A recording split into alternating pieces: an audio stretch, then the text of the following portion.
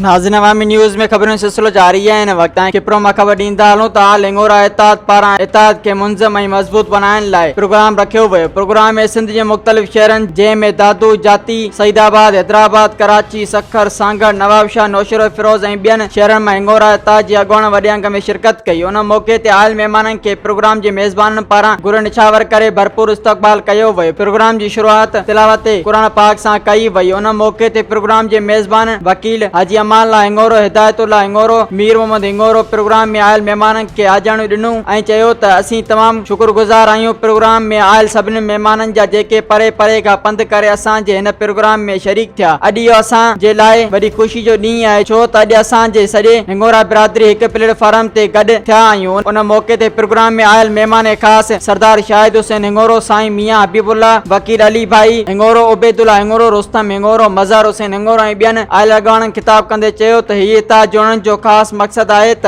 सिंध में किथे बि हंङورا बिरादरी सां थींदड़ नाजाइज़नि रोकजी ऐं पाण में ॿधी ऐं एके सां रहिजे। हिननि चयो त बिरादरी اتحاد न हुजण करे असांजी ज़ात छिड़ वछिड़ ऐं अकेलाइप जो शिकार रही आहे। हिननि वधीक चयो त बिरादरी में اتحاد ऐं मोहबत लाइ सरदारनि खे बि कोशिशूं करणु घुर्जनि। अॼु असां ॾाढा ख़ुशि आहियूं त अॼु असांजी हंङورا बिरादरी एॾे वॾे तइदाद में हिकिड़ी जाइ ते गॾु थी आहे। उन मौक़े ते प्रोग्राम में आयल महिमाननि खे सिंध जी सकाफ़त अजरकूं उॾायूं वयूं। मक़सदु इहो आहे त जंहिं तरीक़े सां माना सियासी ज़्यादतियूं थियनि थियूं हर माण्हू में, बल्कि माण्हुनि सां, त उनजो हाणे लाज़मी थी वियो आहे त बहितर तरीक़ो इहो आहे त पंहिंजो पाण में क़ौम गॾु हुजे।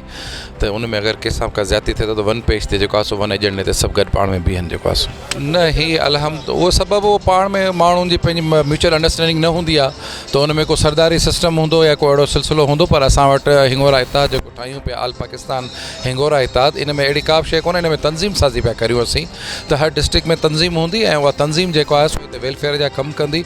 हर माण्हू सां ईअं कोन्हे त सिर्फ़ु हंङورनि सां रिलेटेड को मसइलो हुजे, कंहिं बि माण्हू सां को बि रिलेटेड मसइलो हूंदो त इनशाअल्लाह उन में हंङورا सभु उन सां गॾु बीहंदा। जेको ज़ातियुनि जा बिल्कुलु اتحاد ठहनि पिया, उन सां गॾु सभु को पंहिंजी क़ौम जे लाइ, ग़रीबनि जे लाइ, उन्हनि जी हमदर्दियुनि जे लाइ कोशिशूं करे पियो।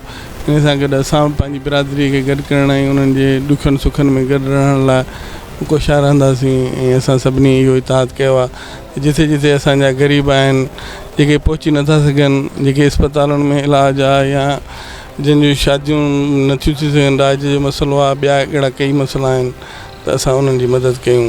को इतमाद थियो आहे हंङورا बिरादरी जो, इहो असांजो इहो निकिरे आहे त पाण में मोहबत प्यार ऐं गॾु रहूं। ऐं जेके असांजो ग़रीब को माण्हू आहे जंहिंजो को नथो पहुची सघे मथे, उन जी मदद करणु असांजी असांजो मक़सदु आहे ग़रीब जी ख़िदमत करणु, फलाह ऐं बेबूद लाइ कंहिंजे बि ख़िलाफ़ु न आहियूं। असां सिर्फ़ु पंहिंजे न अवाम जे पटके ऐं इज़त ऐं पग बचाइण लाइ ऐं उन नियाणियुनि जो तक़दुस रखंदड़ ऐं उहे जेके बुखिया मारूड़ आहिनि उन लाइ वस करे कोशिशूं करे उनजो रोज़गार, सिहत, तइलीम, रोड रस्ता ॾियारण लाइ निकिरंदासीं। हिकिड़ी गॾिजाणी रखी वई आहे त जीअं हंङورا बिरादरी पाण में पहिरीं जेका त फ़ोक़ियत आहे त वाक़फ़ियत थिए सॼी सिंध जे हंङورनि जी। ऐं ॿिए नंबर में समाजी भलाई लाइ हिन में सॼी सिंध मां तक़रीबन शिरकत थी आहे। नौशरो, फिरोज़ आहे, मोरो आहे या ठठो, जाती, सईदाबाद, मटियारी, दादू ऐं सांगड़, टंडो आदम, झोल, तक़रीबन हर जॻह जी हिन में शमूलियत थी वई आहे। हा बिल्कुलु मुख़्तलिफ़ बिरादरियुनि सभिनी जा ठहनि पिया ऐं वक़्त जी शायदि ज़रूरत बि आहे त हिक ॿिए जे कमु अचिजे, बिरादर खे अहमियत ॾिजे। न हिन जो को बि सियासी मक़सदु वग़ैरह हिन जो को कोन्हे। जेको बहरहाल उहो जेके पंहिंजा हूंदा आहिनि फ़ाइदा, हर माण्हू सोचींदो आहे पंहिंजा, उन हिसाब सां बि असां जेको आहे हिन में पंहिंजी सोच ज़रूरु आहे असांजी, त असां गॾिजी मुतहद थी करे हिन में को मैसेज ॾींदासीं बिरादर खे वधि में वधि त हू पाण में एको اتحاد क़ाइमु रखे ऐं गॾिजी सॼी हलनि, हिक ॿिए जे ॾुख सुख में हिक ॿिए जा हामी थियनि।